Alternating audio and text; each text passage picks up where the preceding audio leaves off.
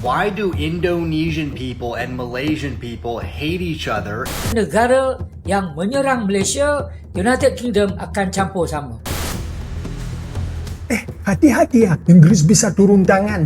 Malaysia ada ego dia, Indonesia pun ada ego dia. Jangan main-main, nanti kapal selam nuklir muncul di Selat Melaka. Inggris merencanakan melakukan investasi. Malaysia ada perjanjian pertahanan dengan Britain. Guys, aku belakangan ini lagi sering ngulik hubungan antar negara, apalagi di kawasan Asia Tenggara. Dan kebetulan sekitar setahun lalu tuh, ada satu kasus yang cukup ramai. Di mana-mana negara yang menyerang Malaysia, Britain akan campur tangan, ya. Nah, sekarang coba kita lihat ke hari ini. Tanpa ribut, tanpa teriak, Indonesia justru muncul di panggung yang beda. Pak Prabowo datang dan disambut resmi di Inggris, di London. Presiden Prabowo membawa oleh-oleh dari Inggris berupa lapangan kerja dan investasi, membuahkan hasil yang sangat baik. Di sini tuh aku langsung mikir, guys, loh kok ceritanya bisa berbalik sejauh ini sih? Jadi di video ini kita ingat lagi narasi lama yang sempat beredar, kita bandingin sama apa yang terjadi sekarang, apa aja yang sebenarnya dibahas antara Indonesia dan Inggris di London. Dan seperti biasa aku bakal ngasih ngomentarin semuanya. Jadi tanpa berlama-lama, siap? Let's go! Why do Indonesian people and Malaysian people hate each other, and why am I just now finding this out? Ada yang kata ganyang Malaysia, ya. Saya tengok siang tadi satu video kononnya nak deklarasi perang ke atas Malaysia, ya. Saya nak bagi tahu, ya, kepada pihak-pihak di Jakarta yang rajin buat video-video provokasi ini, ya. Sekiranya berlaku perang, ya, antara Indonesia dengan Malaysia, Britain, ya, United Kingdom akan bersama Malaysia. Kerana Malaysia ada perjanjian pertahanan dengan United Kingdom, ya, kita panggil Defence Pact.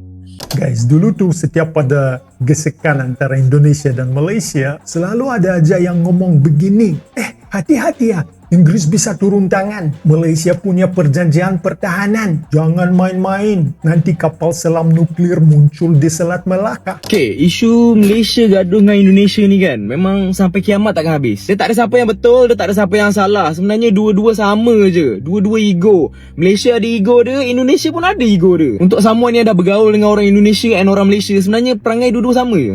Sorry pakcik, saya stage video awak. Ya. Pakcik ni, bapak ini adalah orang Malaysia. Bapak ini keberatan masalah orang Indonesia yang buat video ganyang Malaysia. Ini sebenarnya kasus dari penembakan orang Indonesia. Ya, tenaga kerja Indonesia yang katanya masuk ilegal ke Malaysia. Pakcik ini tak suka orang buat video provokator, provokasi. Tapi pakcik ini, ya, buat video sama juga, provokasi juga. Malah pakcik ini, ya, provokator. Mana-mana negara yang menyerang Malaysia, United Kingdom akan campur sama. Dan aku guys mikir nih orang ngomong konflik kok kayak lagi bahas sinetron sih. Padahal intinya satu guys, nama Inggris dipakai buat nakut-nakutin Indonesia. Maka jangan terkejut jika satu hari nanti tengok submarine nuklear United Kingdom sudah berada di Selat Melaka. Itu dia, ya. Jangan main-main, ya. UK dia ada lebih kurang 20 submarine nuklear.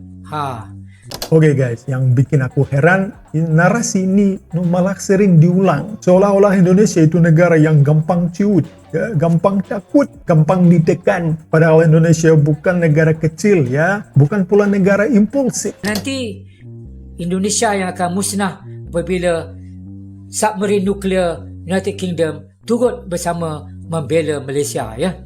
Indonesia itu negara berdaulat, punya marwah dan paham hukum internasional. Dan semua konflik itu, perang, itu mahal guys. Itu enggak cuma soal senjata, itu juga reputasi, itu juga ekonomi, itu juga kepercayaan global. Dan sekarang realitanya kebuka semua.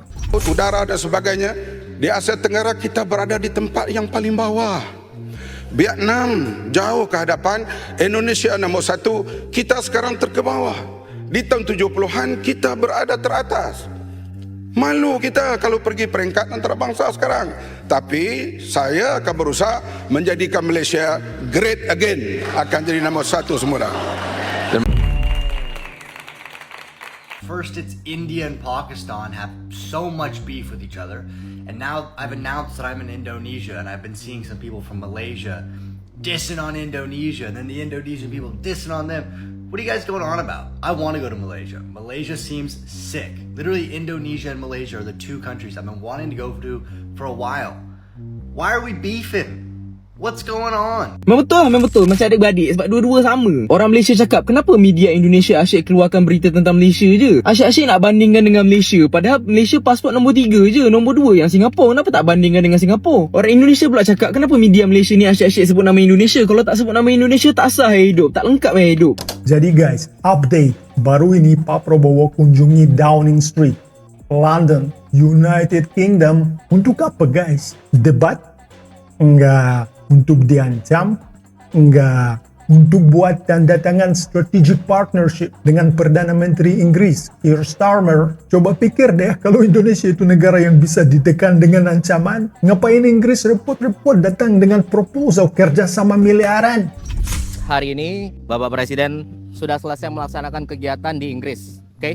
Pertemuan Presiden Prabowo bersama Perdana Menteri Inggris membuahkan hasil yang sangat baik, di mana dari pertemuan tersebut Inggris merencanakan melakukan investasi sebesar 90 triliun sekaligus menjalin kerjasama dengan pengadaan kapal sebanyak 1.582 yang belum dirakit guys. Kapal-kapal tersebut rencananya akan dirakit di Indonesia. Diperkirakan dari kerjasama ini akan menyerap tenaga kerja hingga 600.000 orang guys. Wah, banyak juga kalau benar ini terjadi. Bisa mengurangi jumlah pengangguran kan guys? Mereka berminat untuk investasi di Indonesia dan kita merasa dan kita bisa mendapat manfaat dari teknologi mereka. Jadi 4 miliar untuk kerjasama maritim, bangun kapal ikan, cipta lapangan kerja di 2 negara, kerjasama pendidikan dengan universitas elit, bahkan ketemu King Charles III, bahas konservasi alam. Sekarang aku mau tanya guys, ini kelihatannya ancaman atau justru pengakuan? I brought it here.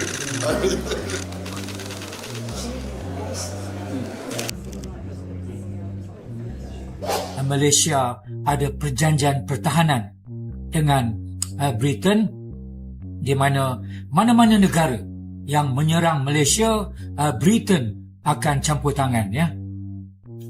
Semoga dengan ulasan saya itu dapat menghentikan video-video provokasi tersebut. Kalau nak bercakap tu Pak Cik, baiklah sikit. Tak kalau nak sampai perang, lepas tu Pak Cik cakap ya Britain, United Kingdom akan bersama Malaysia. Kita orang Indonesia ni bukan penakut Pak Cik. Pak Cik nak bersama siapa pun kita tak kisah Pak Cik.